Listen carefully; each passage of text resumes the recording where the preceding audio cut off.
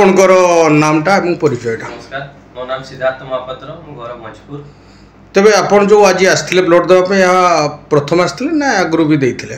ना मो आगरु भी देइथिली।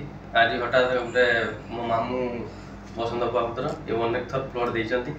आज गोटे थैलासेमिया पेशेंट को ब्लड देवा पे दरकार हला मो फोन कला को मारी आसी। मामू तो आगरु भी दउछती? मामू बहुत थर देइछन ब्लड। से को ट्रस्ट रे संति परा मु सुन नारायण सेवा ट्रस्ट रे मामू अछंती। तबे केले भी सुजोग पाइनी देवा पई आ आगे को नियाती चेष्टा करी नारायण सेवा ट्रस्ट रे प्रत्येक 3 मास रे थरे देबे। आज्ञा नियाती। बहुत बहुत धन्यवाद। तबे बसंत बाबू को हमें टिके कथा बा आपनकर परिचयटा? नमस्कार, मु बसंत कुमार महापात्र, तकतपुर घर, मु नारायण सेवार प्रेसिडेंट अछि। तबे ये जो आज भणजा को आपण आज अणा करी गोटे महत् काम रे रक्त दिया करेले विराट महत् काम। तबे केवल भणजा को अणा करेबे ना पब्लिक को भी यह विषय रे कोन कहबे? हम फैमिली रे मिसेस अछंती, मो बेणे भाई एमन समस्त दियंती रेगुलर।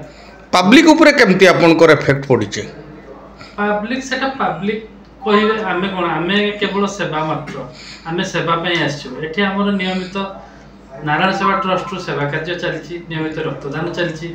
आमे जते बेले विपद रे पड़िथिबा जो पेशेंट माने आसंती जहार कहीं नथांती ब्लड देवा पे सेमान को ब्लड जोगाइबार आशा नै आमे सब बेले एठी लागि थाउ एवं ताको जोगै थाउ।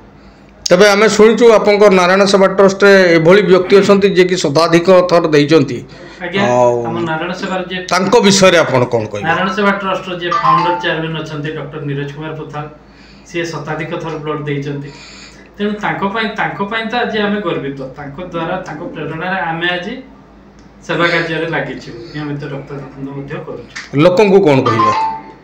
लोकन को बा दर्शकन को कोन कहबे? दर्शकन को बा लोकन को एति की कहबी जे वर्तमान जेमती समाज रे रक्तर अभाव रहिछि, लोकन को मध्ये सचेतनता नाही रक्त दान करिवार। तेणु सेमाने आगे आसंतु। आज जदि सेमाने निजे न देबे काली तांकर दरकार बेले तांको किए दबो।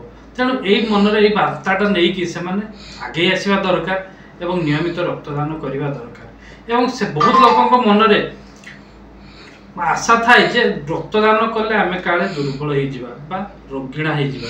तेणु सेटा भाबिबा भूल। मनुष्य देहरे प्रत्येक दिन किछि ना किछि रक्त तैयारी होछि एवं जेतिकी तैयारी होछि सेतिकी नष्ट होछि। तेणु प्रति 3 मास रे थरे जेतिकी ब्लड मनुष्य देहरे अछि टोटल अछि सेगुडी को प्रति 3 मास रे नष्ट होछि एवं 3 मास रे पुनी सेतिकी फुलफिल तैयारी ही फुलफिल हो जाउछि। तेणु जे रक्तदान करिवो तेणु रक्त देले सेटा किछि निजुक दुर्बल लागिबोनी किबा कोनोसी रोगिणा हेबे नाही। बहुत बहुत धन्यवाद। तबे नीरज सर को सहित टे कथा हवा। नमस्कार नीरज सर, आपनकर परिचयटा टिके देले हमर जो नारायण सेवा ट्रस्ट विषय टिके किछि कहिले? जय जगन्नाथ, नीरज कुमार पथाड़, नारायण सेवा ट्रस्ट। आज आमर नारायण सेवा ट्रस्ट रो जे मुख्य अछंती president sir Basant Kumar Mahapatra sir, से जतले जानिले जे गोटे सान छुआर ब्लड रे आवश्यक अछि, अनेक चेष्टा करी जतले आमे विफल हेलु कोनोसी आडू से पाइले नाही, तांकर निज भणजा को से नै के आछंती रक्तदान करिया पई एवं तांको भणजा मध्ये आज आसिकरी रक्तदान करिसंती।